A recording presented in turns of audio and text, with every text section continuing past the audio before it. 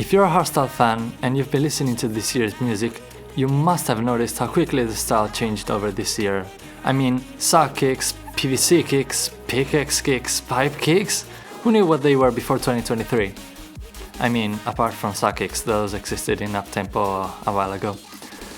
So what exactly happened this year? Why all of these changes all of a sudden? Let's try to break it down.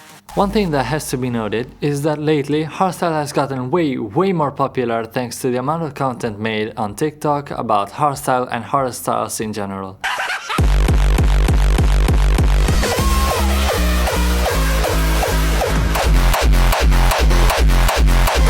Like what we've seen, for example, with techno becoming popular in the disco scene and especially on TikTok.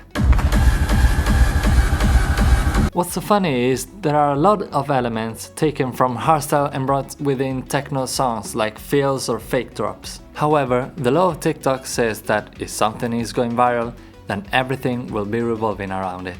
And that's what I think is happening with hardstyle. Producers are trying to make a new type of hardstyle that fits well into the algorithm and that can hook the viewer's attention. That's why we have songs that last up to like 2 minutes and contain 3 drops all different from each other. And that's also why people started complaining about how hardstyle was becoming less danceable. The main point from these discussions is that people have like 20 to 30 seconds to dance to a drop before moving on to the next one or to the next song directly.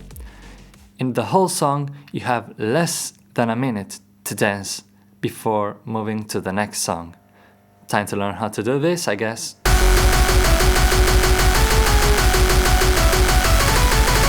Another thing that needs to be noted is that hardstyle has gotten way more popular lately thanks to the rise of the so-called Zits hardstyle or Jimbro hardstyle or whatever you wanna call it. We'll be safe and sound. Yeah, the short ended like that. Just proves my earlier point, I guess. Anyway, many gym enthusiasts started using hardstyle in their workouts thanks to its hype nature and its adrenaline delivery.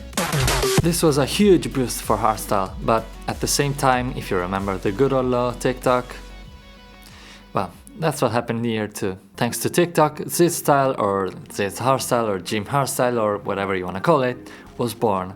And it's been a very hot topic in the hardstyle community. Many people despised it with all their heart, some people went along with it, there have been many debates about it, and also some legal issues involved. That's because most of these Zit-style songs are remixes of pop songs, although many people don't feel like calling them remixes, but effortless shit made for likes on TikTok, where the producer didn't put any effort mixing-wise. Another funny example is how, a few months ago, a Zit-style artist was promoting himself as a hardstyle revolutionary, just because he made a hardstyle remix of Set Fire to the Rain by Adele, and it got viral on Spotify with over 70 million plays. Good job! The genius idea he had was to release a new hardstyle album that was made of covers of pre-existing songs like Reawakening by Atmospheres and Audiotricks or Become by the Tweakers, rename them to fit the gym motivation theme, changing a few things here and there using very basic sounds, and then release them and pretended it was his own creation. He even admitted to stealing the melodies, but hey, at least he made his own kicks. Needless to say, they all got taken down from Spotify. But every cloud has a silver lining. In fact, while it gave a lot of people a different impression of what hardstyle truly is, it also meant that a lot of people turned into hard dance fans, and a lot of them turned from Zit-style fans into mainstream hardstyle lovers. Plus, as some fans pointed out, it helped hardstyle spread through the US like never before. Also, it's objectively true to say that not all Zit-style music is poorly made hardstyle. There are some good artists out there who make good music, even if the main goal is to help fellow gym fans through the workout. This point will be a little bit harder to get a hold on, so stick with me. If you scroll through the profile of your favorite hardstyle artist, you will surely notice that in every single post there will be some live footage or a video of him waving the hand with a snippet of the song in the background. But why is it so addicting to see?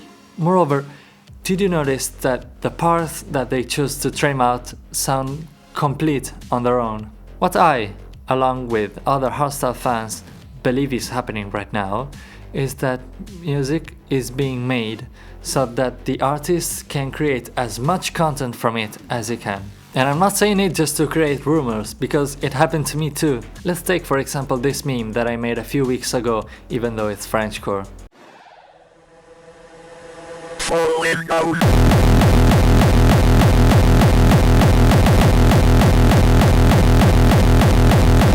I haven't released this remix yet, but you can see how it can stand on its own as if there were no other parts of the song surrounding it. Of course, I didn't make this song just to create content. I really wanted to give my own twist to a good original. And yet this phenomenon works. Also, for a song to work on the internet and especially to become relevant, it will need to be modular, because with the rise of music reaction channels like Scott Vance, Hato, Majed and many more that founded their success on this kind of short-form content, they cannot even hope to have the same reaction from their audience by just sitting in front of a camera and reacting to the whole song for 4 or 5 minutes. They know that they would get thrashed immediately because it wouldn't be interesting to the audience. So they will need to chop the reaction down and the song along with it. The same thing happens when a producer publishes a "what's your favorite drop" kind of video. They know that if they reacted to the whole song, they would get sent to the Shadow Realm.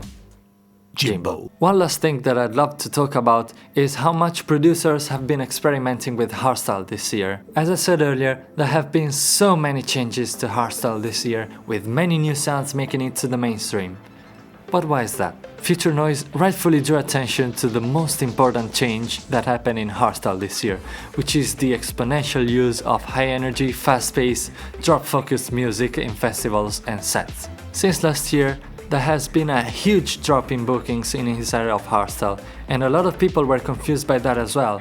That's because a gap was forming between the older kind of hardstyle arrangements that were popular until pre-pandemic and the new audiences who were liking the newer types of hardstyle. Of course, promoters who were already hit by the years we just went through were focused on selling out as much and as quickly as they could, and so they decided to go along with these new trends.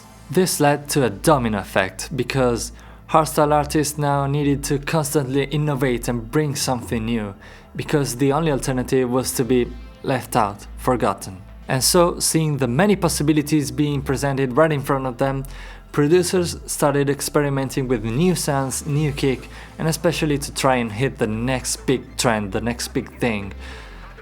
Well, apart from him, I guess. Among the things that worked, there have been saw kicks, borrowed from uptempo and slowed down into hardstyle, PVC kicks, which helped Dual Damage achieve some fame, assigning to scan tracks, and even being played by Porter Robinson. Yes, Porter Robinson. And also there's been the new pickaxe kick from the Sub-Zero project and Vertile collab, although for me it will be a one-hit wonder. The main problem with this new wave of experimentation is that hardstyle is becoming too blended. For example, let's take this song.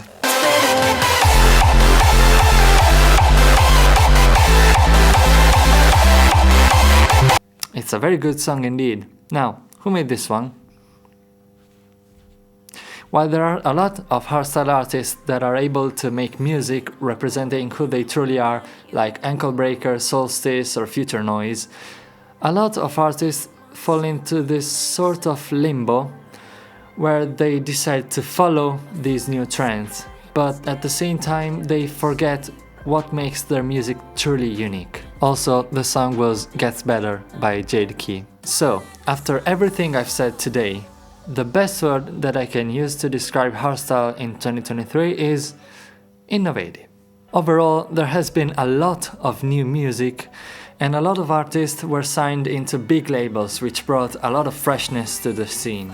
And I've gotta say, I didn't dislike that many tracks released this year, apart from a few ones, but that's inevitable. For example, Gets Better, the song that I showed earlier. I love it. I've even brought it in my 15 new songs you're going to love series. That's why I haven't stopped making hardstyle content, and I'm still constantly bringing in new songs. It's fun. Hardstyle is still fun nowadays. And for those who keep saying, oh, euphoric hardstyle is dead. No, it's not. There are a lot of artists who keep on making euphoric music even if they don't use the crunchy kick anymore. Additionally, many rock-style tracks at least have a climax in them. There's something for everyone. One last consideration. After everything we've seen this year, what will hardstyle become in 2024 and in the years to come? We can't say for sure, but we can draw some hypotheses. The first one is that with the new rise of techno and hard techno and hardstyle sounding more and more like it, that we're almost closing in the circle and that we'll be going back to the underground sounds that were popular in hardstyle 20 years ago. Another idea that a lot of people are proposing is that hardstyle will keep on merging with other styles like drum and bass, and it will keep on following new trends. A trend that is also popular nowadays is dark hardstyle with the rise of Cruelty and Spoontech Records. What do you think will happen to hardstyle? Let me know in the comments below. Now, I have a choice for you. Here is a video of classic hardstyle, and here is a video of modern hardstyle. Which one will you watch? Come on, it's not that hard. Pick one. Yep, now they're all gone. Bye bye.